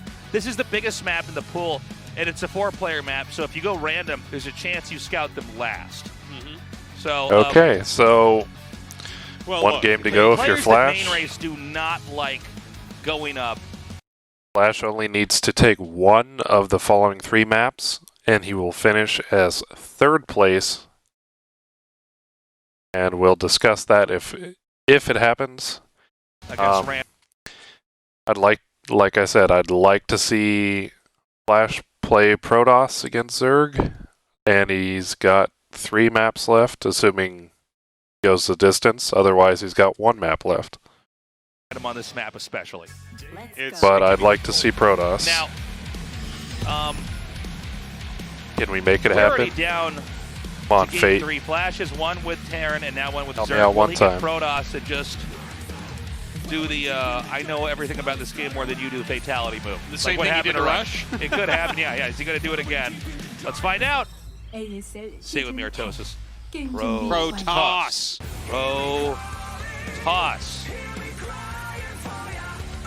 Protoss. Let's see it. Bring me the Protoss. I have the powers from game 2 to choose the race. I, Tasteless, will use my powers for justice 게임을 시작합니다. and make Protoss spawn. I like that you're so good at that. Protoss. Ah. Okay. Oh, what is it? I'm back.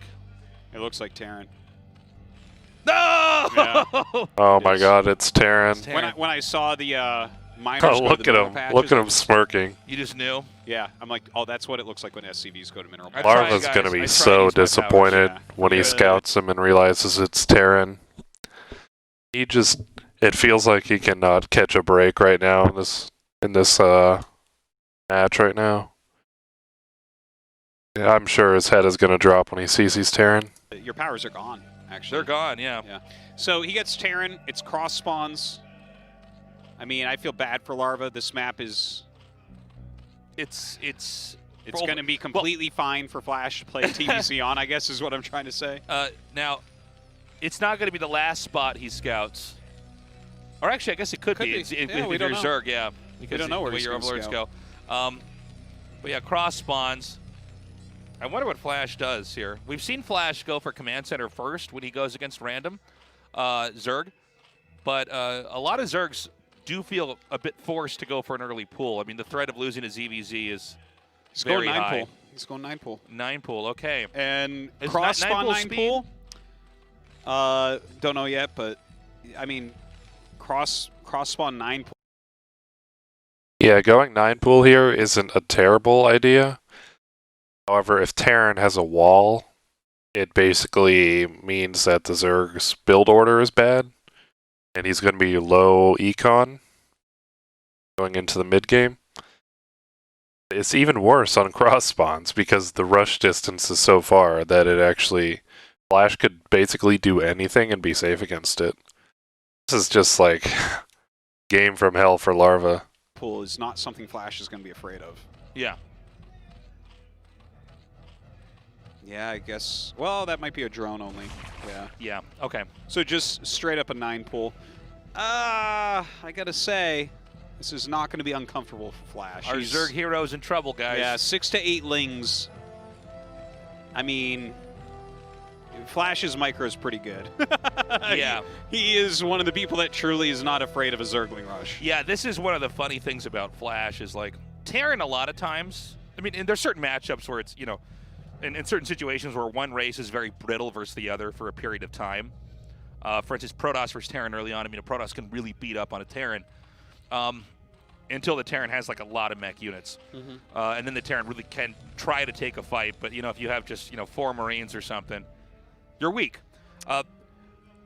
Same thing with, you know, a Terran is quite weak to a bunch of lings early on if they're against a Zerg. But one thing to note is that FlaSh never loses in early game rushes ever.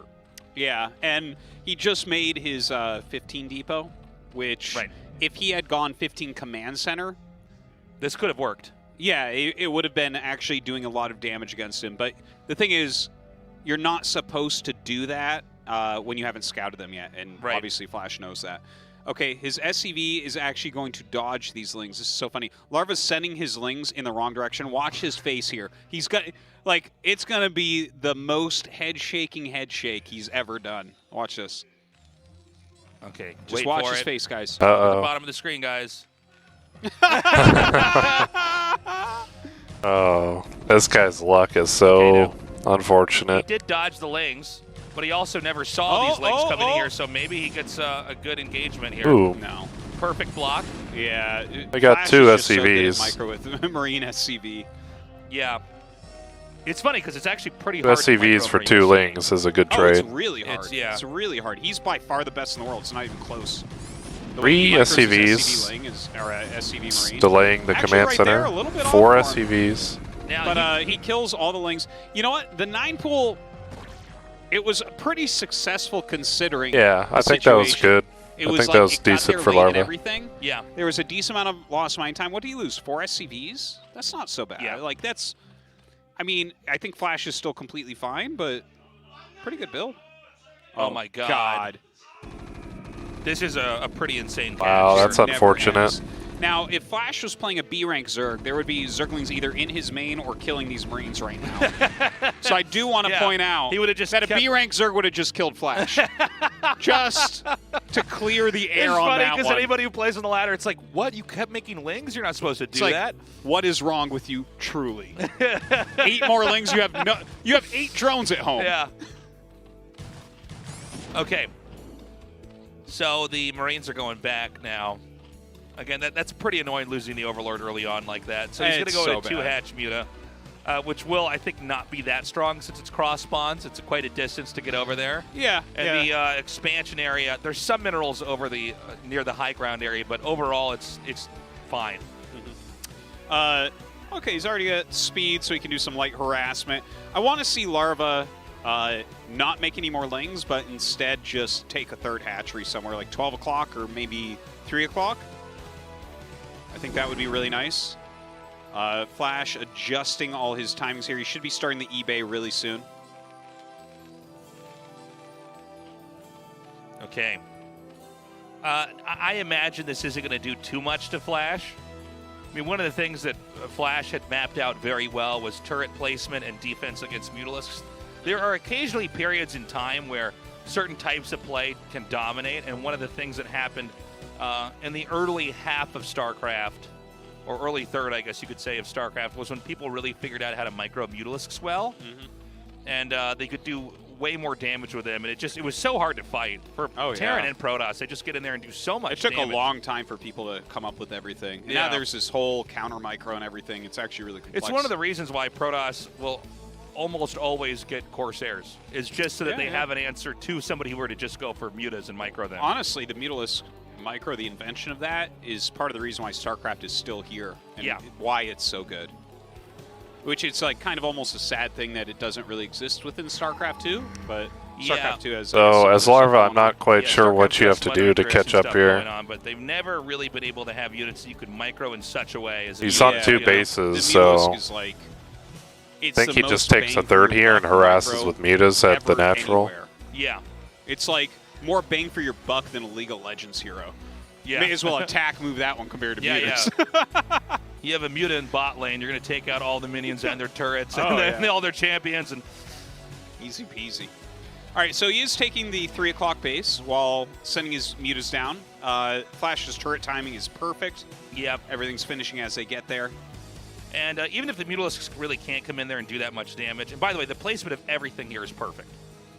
Yeah, it's really well just spaced. enough where if Zerg really tries to get in there and do damage, it's probably not going to work. Yeah, it absolutely would not. Now, by the way, it looks like the third... Oh, I think FlaSh is going to go factory off 2 racks. That's interesting.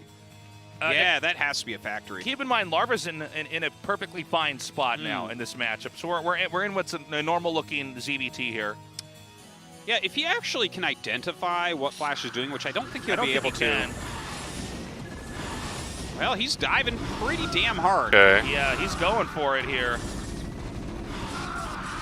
And the angling here that the Marines have to have in the fight is very uncomfortable. Doing pretty well. Well, you know what, Tasteless? He's against 2 racks, so this would be really dangerous against 3 or 4 racks, but what he just did, this was really good. Yeah. Can't lose the mutas, though. He has to keep them alive. You can't really refill your Marine count that quickly with only 2 barracks. It's actually so low. Well, hold on. He's only got 4 left. He's gonna get his mutas trapped if he waits too long.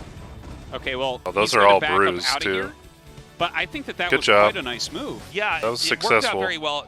Another thing that's very hard to do control-wise with Terran is moving infantry and medics trying to fight Mutalisks. Things get very chaotic. You know, the medics could end up healing SCVs and pulled away from fights. It's hard to get the Marines to go exactly where you need them to go because the Mutalisk is just a much more agile unit. And we saw that punish there, is that the minerals in the command center made a hallway that basically Larva can shoot through with his Mutalisks, and the glaives bounce and hit Marines. It's quite a bit of damage. Yeah, if FlaSh was actually bottom right and the same type of move happens there, it could have been near lethal damage. But FlaSh ends up dealing with that. The thing is, okay, so he's starting to move out with his Bioforce a little bit, but he can't actually go anywhere with this. You know, a lot of times at this point in the game, you actually will be walking across the map with Bio, but his barracks count is a little bit low. Take fights here. And thus, his Marine count is really not all that high, right? This is like slightly under a group. He's stimmed. You hear him stim, you do not dive on that unless there's a guy, a real straggler on the outside. He will melt. There's only so many mutas you can afford to lose in this situation. He's losing too many Marines for the amount of damage he's getting done. He can kind of play right here, but he has to be careful. If he overextends, he's going to lose everything. And it's a really long journey for the infantry units to actually get all the way across the map. Larva doing an excellent job with his control here. He actually can get even these medics. I really like the way that Larva's playing this. He's doing a really good job. Yeah, he is. I'm honestly very pleasantly surprised to see how well this game is going for him. Yeah. And in fact, again, you can see the Marines get stuck. A little bit of miss micro there from Larva. Yeah. But he can snipe these Marines one by one. Now he's behind. And 5 barracks is now up. The barracks have finished. So this is going to be a lot more Marines coming out here. But for the time being, if they're coming out and look at this 5 medics out, there's just no Marines here at all. Yeah, this is a little bit painful for sure. Yeah, I think if Larva can keep this up, it's going to be very hard to ever get into a good position this game.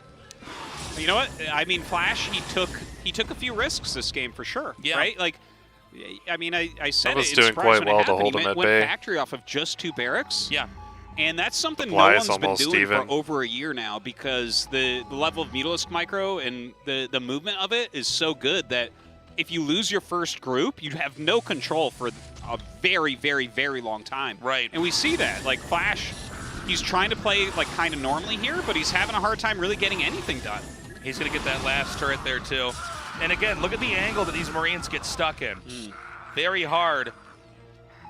And now he can regroup. Again, if FlaSh isn't careful, things can spiral out of control. He's barely hanging on here. And keep in mind, Zerg is growing. Development is quite good. Larva's control overall is pretty good. We've seen a couple misclicks here, but overall, he's really eking out a lot of damage. Yeah, the game is not over, though. No. Because FlaSh has a Radiate on the way. He has Vessels on the way. And this is just Mutalisk production from Larva. So we don't know yet if he's planning on switching out of this or not. Honestly, with 3 tanks already out, he should probably stay on Mutas. Yeah, honestly. Absolutely. In fact, going into Guardians, yeah. Whoa, let's kiss. What's going on? Are you feeling something?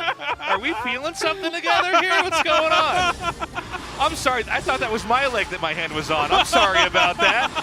Whoa. Oh, man.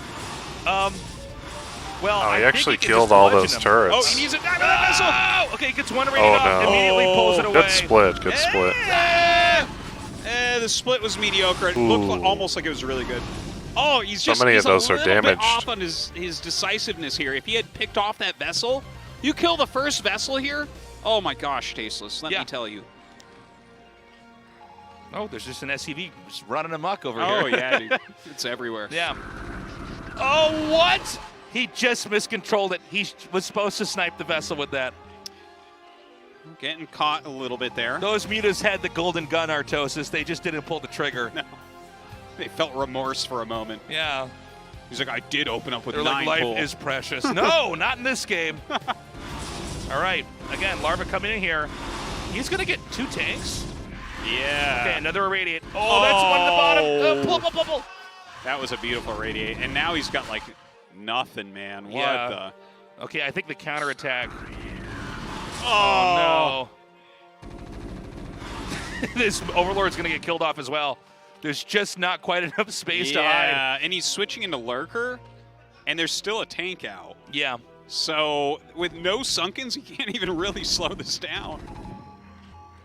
Honestly, I think like yeah, it was actually a really good game from Larva, but he just doesn't have any. Yeah, he has no material right now to fight with. He has 2 Lurkers. You can kill those. Yeah, with the he has Marines. nothing. Yeah. This is really And those- not. Yeah, he's a actually scary just going to defense. irradiate one of the Lurkers and wait. Yeah, Those 2 vessels, as soon as he irradiates these lurkers, I don't know what else he has to fight with. Oh man. FlaSh is up almost 40 supply right now. Well, you know what? He doesn't have any. Losing those mutas in the center was really bad. Radiates. Let's see what he can do here. Trying to flank now with some Lurkerling. Oh my god, the 2 medics are actually blocking the Lurkers. Okay, there's no Lurkers over here. There's some Lurkers coming from the bottom. Those lurkers are just going to die before they can burrow. Wow, Yep. FlaSh wins, GG. Or just G. Just G. That's the French way. Wow. Well, disappointing for Larva, certainly. Got bullied by FlaSh again. Actually, really quite good gameplay out of FlaSh. He basically turned bad situations into advantages. And when he had an advantage, he pressed that advantage forward to the end of the game. Just very, I don't know, how would you say it, methodical, very perfect from FlaSh, as you come to expect, honestly. Wait, it's like not finished, it's spin. It's G. Wow, so all those movies were bad manner. That's crazy. Let G. Yeah. Okay, well, I guess we know who is the third place player. It's FlaSh. Yeah, FlaSh. FlaSh dominates Larva there. Larva did have to play against Terran twice, and then he had to lose in a kind of auto build or loss on island map. Well, truly, FlaSh's random is better. that was a painful one there. I really liked our second colony push on Plasma. That was cool. Yeah, that was neat. I think games 1 and 2 were really good. This game was pretty interesting too, but it really feels like Larva lost this more than FlaSh won it. There was like some weak splits. I feel like FlaSh like made 3 tanks, which if you're focusing on Muta for that long, you should smile when you see it, you know? Yeah. Tanks are not the counter to Mutas. Well, he actually had a really good spot. He did fail on some Vessel assassinations, and you can see why Terran had to tech to Irradiate. This is what beats Mutas. Because you're trying to bunch the Mutalisks up so much so that they can't be targeted, Irradiate counters that very well. Yeah. And even at the highest level, it can be hard to pull the Irradiated Muta, especially if you have like 9 or 10 in there. Oh, yes. It's very hard to get the right one and pull them out. Especially if you get a middle one? Yeah. Oh my gosh. There's a whole art form to Irradiate, right? I think you're supposed to click on kind of the upper right. No. I actually can't explain it. I know how to do it to get middle mutas. It's like you're clicking on the side of the mutalisk bubble. If you just click on top of the mutas, you'll get the top muta every time. But you kind of go in from the side. But it's the right side, right? I always enter from the left side. Whoa. Every time. But yeah, you can. There's like a way to do it. Okay, so that was brutal. Tastosis, translate this for us. ASL 시즌 10 3, 4위전 경기 모두 함께 하셨습니다. 이번 시즌을 3위로 마무리하셨습니다. All right, we've just finished the third, fourth place match. 고생 많으셨습니다. 자, 이렇게 Congratulations, he says. Thank you. 깔끔한 승리로 랜덤으로 첫 출전한 이번 시즌 3위로 마무리하실 수 있었는데요. 이영호 선수에게 It was a 3-0. 많은 시즌이었을 것 같아요. I think it's been a very meaningful season for you. How are you feeling? Yes, this was a great season for me. And I do feel like this was a success for me this season. 이영호 선수가 랜덤으로 첫 I think, 출전했던 it was my first debut as random. I can be happy getting third place, so I'm satisfied. 목표를 가지고 임하셨는데 이렇게 이번 시즌 3위까지 When we had an interview before, 목표 이상의 성과를 거두셨어요. 이 부분에 대한 만족도는 좀 어떠세요? you were just more worried about getting eliminated immediately in the round of 16. And it didn't happen. You advanced. Yes, I reached my goals. I do think I got a little bit lucky in some of the situations in the season of ASL. I wasn't sure if I had the skill to make the semifinals as random, so I'm very happy that I managed to get this far this time. I imagine the fans that are watching this are very excited to see your games. And is there anything you have to say to them? So I feel that ZVZ for me is really, really difficult. And as a random player, I was in many situations where I could have got a different race, but I got some very fortunate pairings as well. I also feel like I have a much deeper understanding of Protoss and Zerg now because of my experiences in this tournament. I think that's actually a very important takeaway. Can you imagine having to prepare for this season against the best players in the world, and instead of preparing for 3 matchups, you have to prepare for 9 matchups? Not just 9 matchups, but to prepare for different maps for each matchup. And potentially up to a best of 7, you know?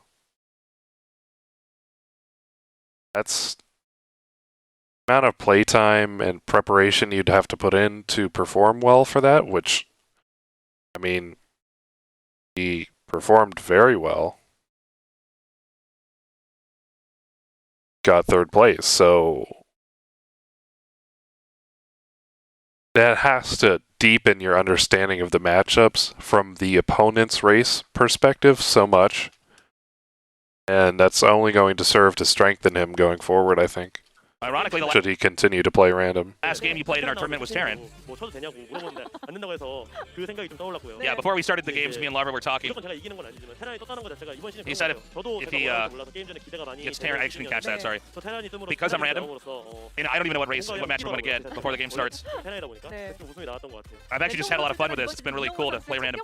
And I got very lucky when I got Terran. That was funny. I was laughing at myself when I got Terran.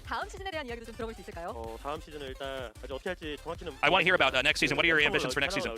So I haven't decided if I'm going to play random again. I don't know. I don't know anything yet. Maybe I'll play as random. Maybe I'll play as Terran. Nothing's for sure yet. I just need to practice more. So we'll see. Anything you want to say to your fans? So this season was a lot of fun for me and very different for me. I can see that a lot of the people that have been fans of me have been really excited to see how my random went. And that brings me a lot of joy. I'm not really sure what other players think about me playing random, but I will say this was the biggest challenge of my career. Because I put so much effort and so much practice into this. It was a lot of prep for me, so I hope you guys enjoyed it. Well, congratulations again, he says thank you. Okay, that is the interview. All right. Well, we got this one out of the way, Tastosis. Yeah, short and sweet. Sure did. So his final record was 10-4 with random this season. 10-4? Yeah. Wow. Right? I will say, wait, no. One of the things about random that we've been seeing here is that there's a lot of strong tricks you can have early on. And I mean, everybody who plays knows this, where you're like, oh man, he's doing this, and I'm this race, and I didn't know he was that in time. But especially at even this level, I was curious because I thought maybe at the highest level, I mean, these are like the 24 best players in the world. I thought maybe they would have builds that are just kind of catch-all builds. Yeah. You know, and it seems doesn't like exist. Apparently not. Or at least not for now. Yeah. I mean, everybody who has to play in ladder matches, and keep in mind, you know, the whole queuing into games, like in StarCraft Remastered, that wasn't there for most of StarCraft. So people really did not have practice against queued matchmaking. That's one of the great things about Remastered was it brought that in there. I mean, StarCraft 2 players have much more experience against random in that setting. So let's see as years pass if players do get a better handle on random. Yeah. Because really playing against random in tournaments or in ladder was literally just not a thing. You never had to think about it. Yeah. And so I just want to put that out there. It's very cool to see the FlaSh is doing well, but you can also see that the other players haven't really figured out how to deal with that early game disadvantage. Anyways, our finals is going to be in a little bit over a week from now. It's going to be Sunday, 6 p.m. And I am super stoked for this one. Soma versus Queen, best of 7. It's going to be a good one. I mean, if you're going to watch one ZVZ this year, it should be this one. And I know that people complain about mirror matchups, but come on, man. This is a really good mirror matchup. Well, it's the ASL Finals. Yeah, it's the ASL Finals, and both these guys are so good, and it's really hard to call. They're going to be prepped out of their minds, and it is going to be a lot of fun. There's going to be mind games. There's going to be insane micro and very decisive attacks. And we're going to see what the two best Zergs in the world think the best way to play is. Yeah, we're really going to unpack this matchup. It's going to be cool. It's going to be fun. And our map lineup is very diverse, so we're going to have a lot of different CVZs. I want to see a game on Plasma with these two. Well, I think that's going to be a lot of fun. It's going to be a lot of mutas moving back and forth between their naturals and mains. Oh, yes, Startosis. But we could go into a crazy late game with these two. Yeah. I mean, FlaSh, absolutely. Winning on these maps, it's all the early game advantage of just knowing what race you're against and your opponent being in the dark. But with these two guys, hell yes. On a hardcore island map, how do they play that? How does one try to take a lead there? If you could both tech in a layer immediately without being punished by links? Absolutely. I don't know. But the game's definitely going to go in one direction, and I don't know how you take the lead in that. That's what's so cool about it. Never even break the eggs. It's the funny part. Yeah. It's like it's never Unless you make a lurker. Imagine making a lurker in that matchup. That wouldn't make any sense. Yeah. Don't we all win something? Yeah. If we see a lurker as ZVZ, isn't it like something unlocks on our Battle.net accounts or something? Right? Yeah, probably. Yeah. That's how we get StarCraft 3 be made. They're like, oh, all right, we did it. We had to have seen every possible thing that could ever happen. But the player who makes the lurker absolutely fails, and it's a cell phone game? Yeah. Yeah. Just filled with microtransactions. Yep. Right. So that's a final. This game's called Candy Craft. So, let's just leave this on screen for even longer. Are you ready for the part where we have to just keep talking? Actually, I really am. You ready? Because it was a 3-0, so I'm sure that it is going to take a little bit. Got to give you guys your entertainment value. So Yes. I want to know your honest opinion. First off, not the quality of FlaSh's random, but rather, do you like having random in the tournament? And then, do you want him to play random again next time? So not the quality of his game. Like, okay, that will factor into it, but I don't need to hear you say, like, oh, his micro's not good. That's not what I'm looking for. You know what I mean? So a couple things. First of all, in some ways, I actually wish that he had won his last ASL with Terran. So that was, what, Season 9? I wish he had won that one because it would feel more right with him going random into Season 10. Okay. Right? I mean, one of the reasons why he wanted to go random to begin with is because he was winning everything. And there just isn't much left. But then he loses in ASL. And so it's a little bit weird because now here he is with his random and he's not winning with that either. He literally got the same result with Terran as he did with his random. He got third. That's true. That's true. So I, as a fan, I want to see his random. But what's weird is it's doing it as well as his Terran did the last season, right? So, yeah, I want more random. His Terran is very, very good, obviously, but yeah, I want more random for sure. Okay. I also would. I wonder what it would be like if he were to actually pick like Zerg or Protoss. Like, can he win with an off race? I think that's harder than doing it with random. Now I think I've so. actually really watched a lot and thought about it a lot. I'm just wondering because StarCraft's going to be around forever, right? We got a lot of time to tinker with this game, but I think he can win a tournament with random. I think that's shown here, unless the clearly pros he can. Yeah, unless the pros really start to map out their openings. But then if he wins there, and I know I'm kind of now taking your question, going somewhere else with it, but I would love to see him play Protoss or Zerg because that would be almost unimaginable, right? If he can off race and win a tournament. Yeah, that would be crazy because his opponents would be way better prepped. Yeah. Again, a lot of his wins are because the other player doesn't know. It's easy for somebody, like, we were joking about what happened to Rush, where FlaSh won 3 games with each race. But again, you'll have that build order disadvantage usually if you're up against random. Yeah. Well, you will always have that disadvantage unless you're like really gambling yourself, which is actually how we saw Soma beat FlaSh. Yeah. I feel like random just adds so much randomness into it. FlaSh actually got to the round of 4 cleaner than he ever does with Terran. Like, he literally lost no maps and he used a vast assortment of races. Hard countered them so badly. Yeah. That it's pretty crazy, man. Random is just, it's so clowny. Like, this is very entertaining and I like to learn more, but it's like, to watch these builds come out, I'm like, well, like the PvP against Snow, where he just like hid the base, and I'm like, oh, okay. Here's right. Right, where it's like, oh, I guess, yeah, he's probably not going to scout for this. This isn't normally how anybody There's plays. so many risks coming on, and it's kind of crazy. But I also think, again, random is so new to competitive StarCraft. It's not new to RTS in general, but it's new to competitive StarCraft. All these guys that built all their success and all their tournament winnings and all their practice. I mean, look, when you and I, before we were in Korea, you play against somebody, you would not play against somebody who goes random. You'd say, no, I'm not playing. You know, I just don't want I'm to just play. not going to do it. It's a waste of my time that I have to figure out It's some still a build. waste of my time, but Yeah, I have to do it figure now. out some weird build that I got to do as a catch-all, or you might just cheese me out. And there are not catch-alls in StarCraft. There are not. They don't exist. It seems like Zerg is the closest to a catch-all. Yeah. And Protoss is probably the furthest, but yeah, but give it time, right? I mean, the thing about StarCraft is there's so much that we still have to learn about it. You know, we're having new strategies come into play. We're having units that we're not using in the past, use more now. And maybe Did feel a little bit cheesy though. Or get closer to that. You know what I'm saying? Well, the thing is, that's where the mind game comes in, where it's like, on the ladder, generally random players rush, but sometimes you hit a random player that goes completely the opposite direction, gets really greedy, and we saw that with FlaSh, where he was alternating between those. There's not like safety builds for the most part he's doing, right? And FlaSh is really, in all of his games, there's been a couple of Terran, but generally speaking, he's never done anything middle of the road at all. Yeah, it's either Terran that super goes middle of the road. cheesy It's or super super economic. sneaky, Yeah. And yeah, that's part of the reason why there just is no catch-all. Yeah. Whereas, like, if you're against one race, you can have something that works against everything, but it's not even a catch-all then because the game's too complex.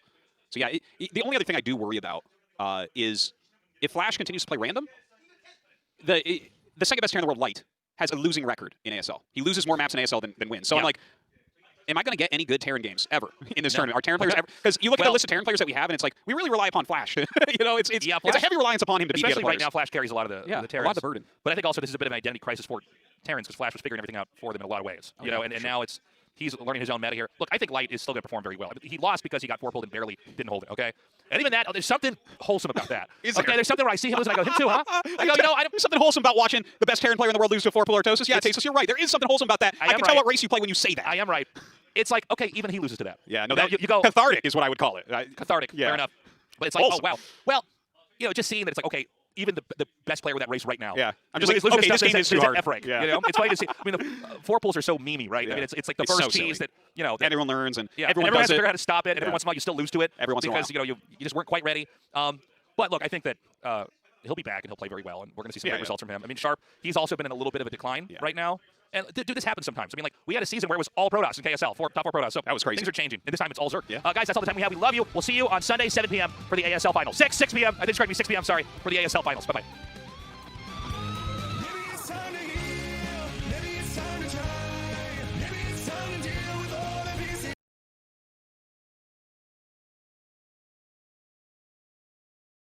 All right. Well, that was an interesting night of games. You got to feel for Larva a little bit. He kind of got pounded, honestly. And you could just see in his expressions every game. The first game, number one, FlaSh rolled Terran twice, so that's like, that's bad luck for Larva. Then the ZVZ scouts him late. I mean, it's a big map, so he scouts late, but the build he was doing was not optimal for ZVZ, so he just kind of knew, like, you could see him shrug his head. He's like, oh man, I screwed up. So from the Larva side of things, you kind of feel bad. Made it really far. I feel like he hasn't made it past the round of 16 before, and he made it to the final 4. And he lost to Queen, who is the reigning champion, and then FlaSh, obviously the greatest player of all time. So, you gotta feel a little hard done by, right? And from the FlaSh perspective, it was kind of business as usual. He's used to beating up on Larva in tournaments, and he kept doing it. And he did it twice as Terran, and the games he played were fairly straightforward. It felt like he was just ahead the whole time. I mean, Larva had a couple moments in some of those games where he was fighting really well, but it just seemed, especially that one game where he lost his mutas in the center of the map, it just seemed like he was not, like he didn't have a lot at any one time, and FlaSh just made some decisive moves. Now, FlaSh was not beyond reproach. He made a couple of mistakes in some of those games where he lost a bunch of units that he probably shouldn't have lost. So, I mean, his play wasn't super clean tonight, but it's enough to get the job done. So, FlaSh finishes 3rd this season. His first season in ASL playing random. So, let's just recap his road there. In the round of 16, he played against Free and won. And he played Snow, who was considered one of the favorites for the entire tournament twice as Protoss, and he beat him both times. So he advances to the quarterfinals, where he plays against the only remaining Terran player, Rush. FlaSh draws all 3 races and beats him in every matchup. So that was kind of demoralizing. It really shows his strength, though. Like, when FlaSh is playing against a Terran, even when he's playing random, because he has such supreme knowledge and mastery of Terran, he knows how to exploit other Terrans, even when he's a different race. And you could just see that in the gameplay from against Rush. Like, a very, very masterful job. And then we go to the semis, where he played a best-of-7 against Soma. It got to Game 6. He traded wins in 2 ZVZs to open, and then they also traded wins in 2 TVZs. And I thought Soma acquitted himself super well in the second Terran versus Zerg, what would have been Game 4. FlaSh smashed the hell out of him in Game 3 with those drop ships. That was superb gameplay from FlaSh. He lifted into the third base, caused a distraction, then lifted into his main base, and then lifted into his natural, and just wiped him off the face of the earth. FlaSh then lost back-to-back after the series was tied 2-2. He lost his Protoss, where he didn't get his wall up in time, and he was just overcome by Zerglings. And then the ZVZ, where Soma just outplayed him, and FlaSh kind of just like went for it. He dived into a defensive setup from Soma that he probably was not going to break, but he had kind of no choice but to go for it, and he just lost. So he dropped to the third place match, and he beat Larva twice as Terran and once as Zerg. So he finishes in 3rd place this year. An incredible achievement, honestly, and I'm surprised he got that far, to be quite frank. I think part of it was his road there, right? His road was pretty lucky. Because as Terran, you expect him to win his matchups. Probably at least 70% of the time or more. What worried me, obviously, was Protoss and Zerg, the races he doesn't play. But even more so than his play is concerning to me when he would come up against a Zerg, if he would be able to beat them, especially as random, because he struggles against Zerg, even with Terran sometimes. So to play against like a full series against one of the top Zergs, I just didn't think he would be able to overcome that personally.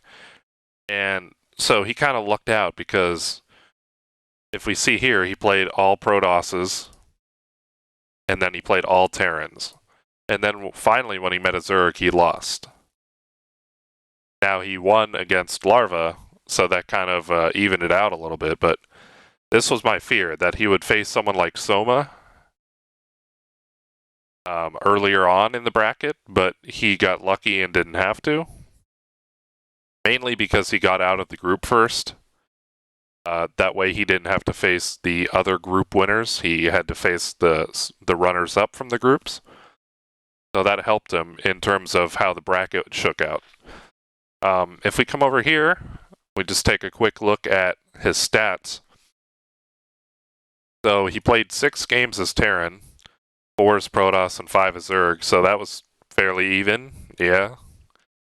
It's kind of funny that out of the 3, he rolled his strongest main race the most.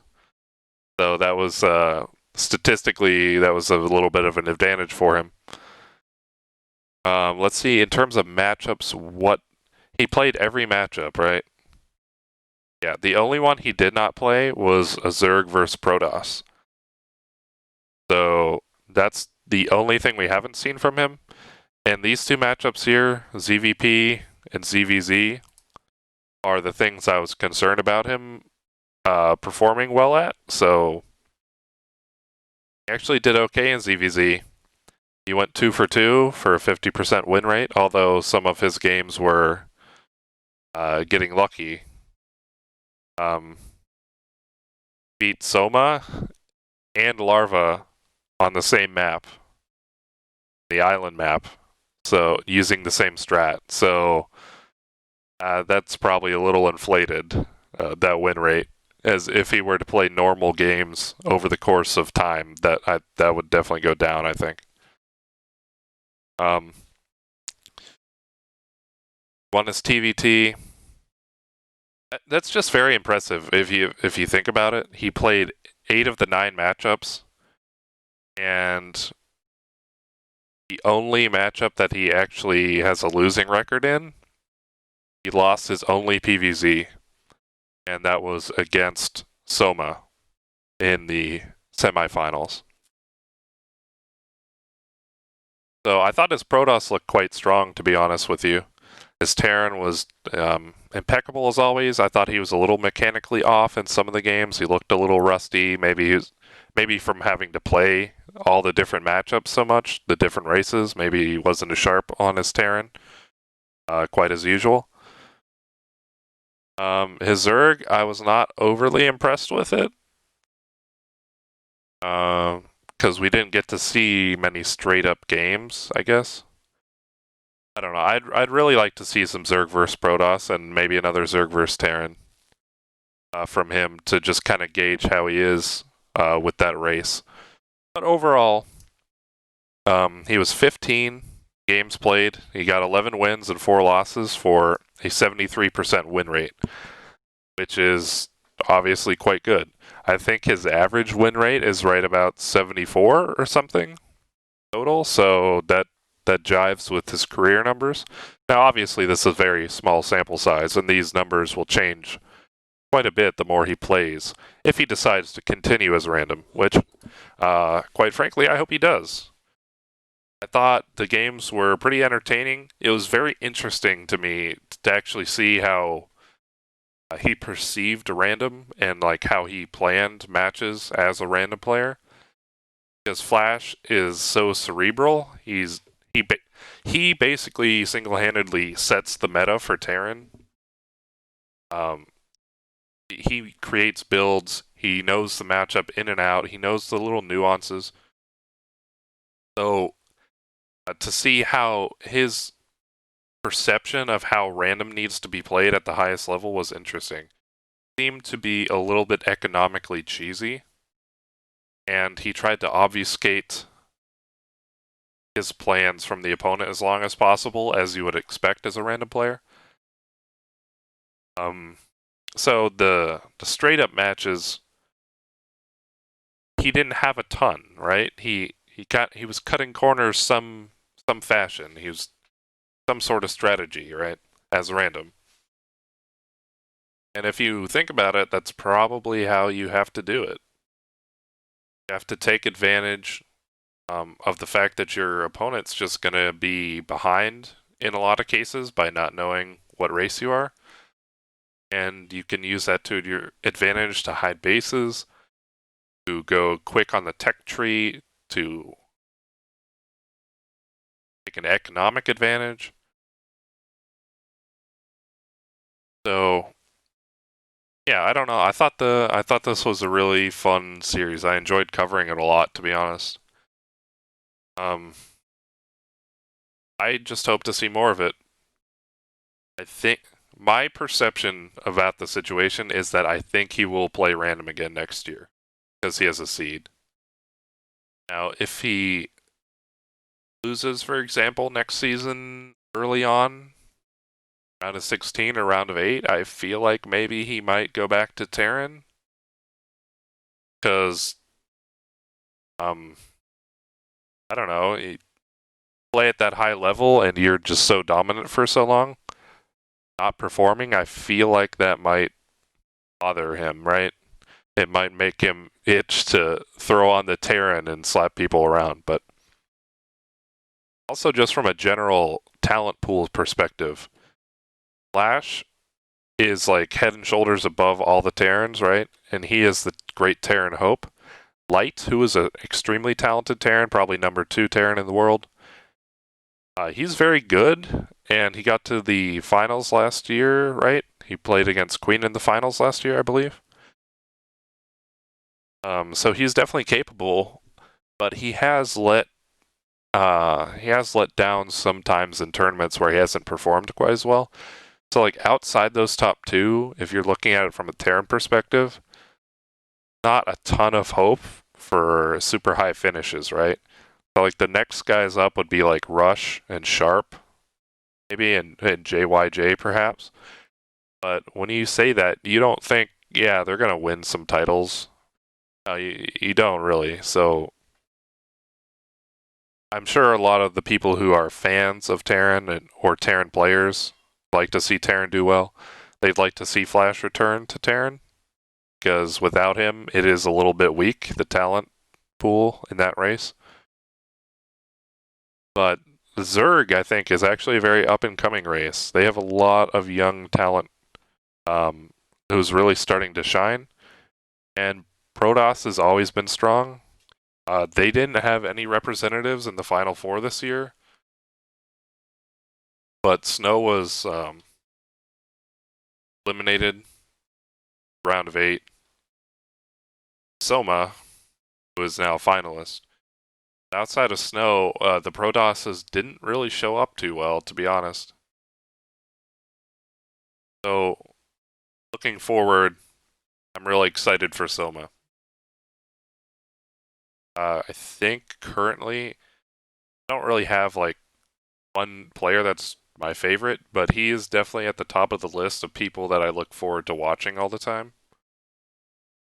And he'll be playing on November 15th, Sunday, in the finals against Keen. Is probably the best Zerg at the moment. I mean, those two are kind of like super close, right? I don't want to say neck and neck, because I think Queen has a little more of a history, a little more experience. Skill-wise, they're very similar. So he'll be facing off against Queen in the finals in November 15th. And I'm actually excited about that, because a lot of people are not looking forward to a Zerg vs. Zerg, a mirror matchup in the finals. A lot of people hate that idea, but I think between the two of them, it's actually very strong. Like, their ZVZ is super strong. I think they're probably the 2 best players at that matchup right now, so best of 7 between the 2 of them, that could be super entertaining and super action-packed, and I'm looking forward to it. I will be making a video on that as well, so expect that to come out a few days probably after the match. So I'll play the match and share my thoughts on it, as I have with the rest of the series. But that concludes the portion of the series covering FlaSh. So it was a great run. It was one of the most talked about things this year, especially with the pandemic situation. A lot of people have been focused on esports a lot, and that brought a lot of attention to FlaSh making the switch to random. It's one of the hardest things probably to ever do, is play random at the highest level in StarCraft 1, the Korean scene. So he acquitted himself brilliantly. He really showed us a lot of grit and a lot of intelligence in the way he handled the matchups. We'll have to wait till next year to see him again. So hopefully FlaSh doesn't retire, and hopefully he doesn't switch back to Terran, because I'm looking forward to more matches. But we're going to go ahead and wrap up the series with that. As always, guys, if you wouldn't mind, if you enjoyed the video, go ahead and throw a like on the video. If you like the content on this channel, go ahead and subscribe. And if you have any questions, comments about the video, about anything about StarCraft, go ahead and comment down in the comment section below. I'll do my best to respond to any of your questions or comments. I also have a Twitch channel check me out over there. Drop me a follow. It would help me out a lot. I appreciate it. But I think that's about it. I will see you guys fairly soon with the ASL Season 10 finale. So make sure to tune in for that. Have a great evening, morning, afternoon, wherever you're at. Take care, everybody. Much love.